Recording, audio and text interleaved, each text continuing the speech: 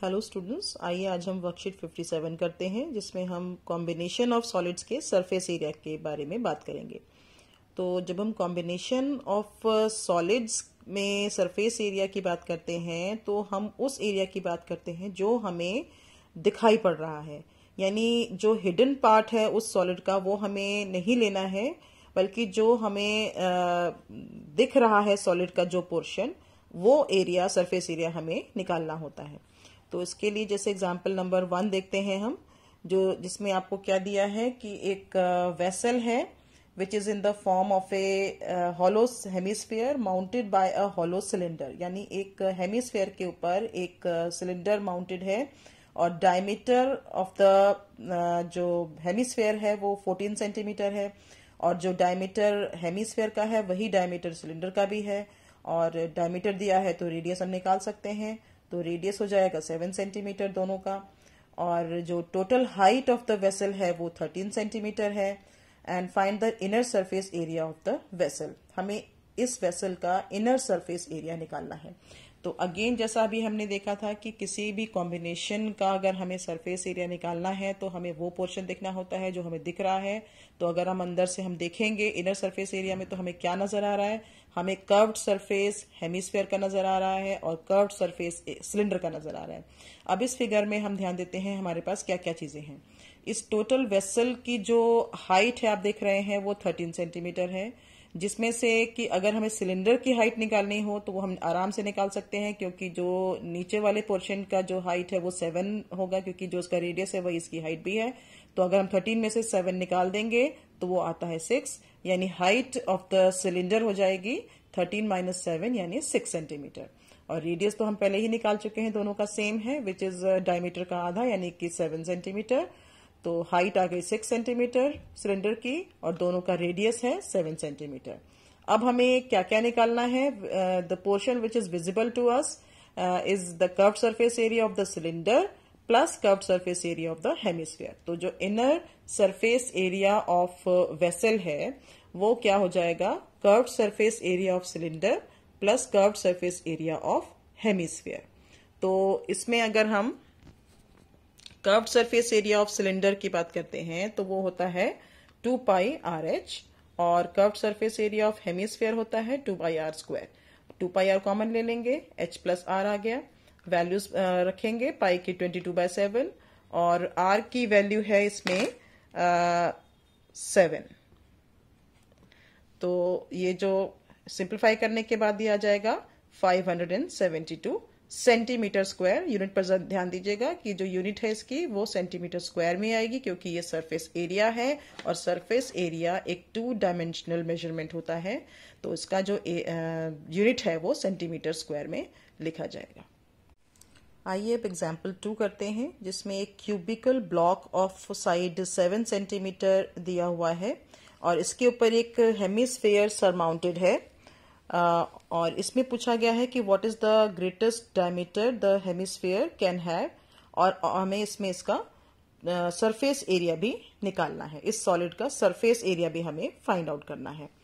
तो जैसा कि अभी हमने देखा था कि कॉम्बिनेशन ऑफ सॉलिड में सरफेस एरिया निकालने का मतलब है हमें वो पोर्शन, उस पोर्शन का सरफेस एरिया निकालना जो हमें विजिबल है, जो हमें दिख रहा है। जो नहीं दिख रहा है उसका हमें एरिया हटा देना है। तो अब देखते हैं, देखिए क्या क्या हमें इसमें दिया हुआ है।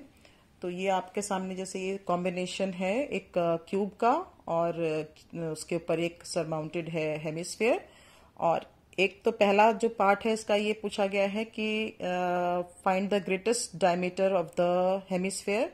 तो इसका जो ग्रेटेस्ट डायमीटर है वो हो जाएगा एज ऑफ द क्यूब के इक्वल, विच इज 7 सेंटीमीटर, यानी जो ग्रेटेस्ट डायमीटर एक हेमिस्फीयर का हो सकता है वो इस पूरे एज के इक्वल होगा।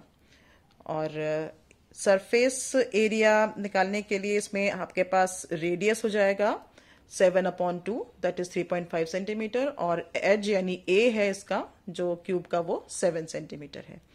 अब सरफेस एरिया ऑफ सॉलिड निकालने के लिए आपको पास क्या क्या दिख रहा है आपको, तो एक तो हमें 5 इसके जो फेसेस हैं वो तो पूरे दिख रहे हैं, लेकिन जो टॉप फेस है 6th फेस उसके ऊपर जो सरमाउंटेड है ये हेमिस्फीयर, उसका जो बेस है वो सर्कल है। तो आपको करना क्या होगा कि टोटल इसका सरफेस एरिया निकालना है क्यूब का, और उसमें से ये सर्कल आप माइनस कर देंगे और इसका हेमिस्फेयर का कर्व्ड सरफेस एरिया ऐड कर देंगे।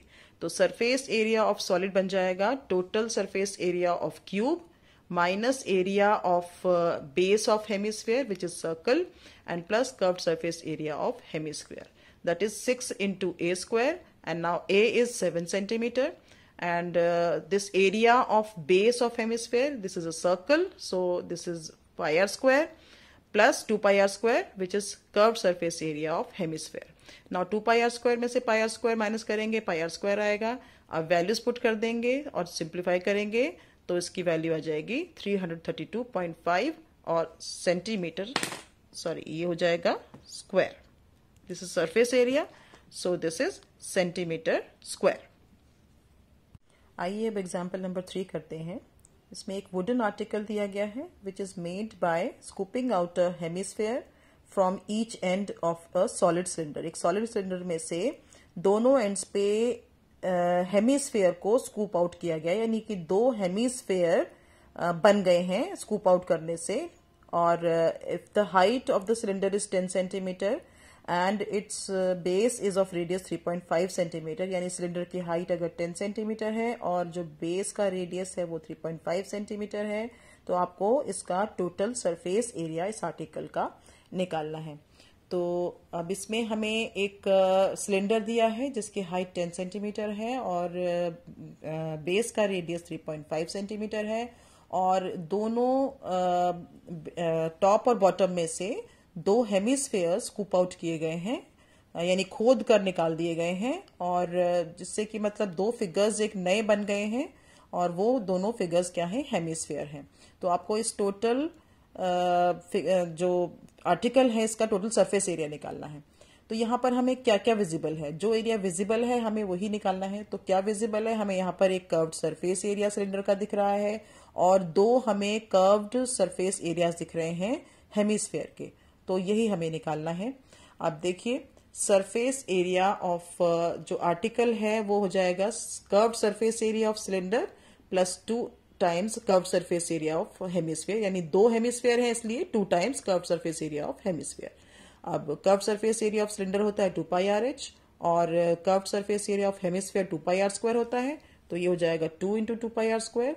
अब 2 पाई आर कॉमन ले लेंगे, अंदर आ जाएगा h प्लस 2r, और अब वैल्यूज पुट कर देंगे, सिंप्लीफाई करेंगे तो हमारे पास आ जाएगा 374 सेंटीमीटर स्क्वायर।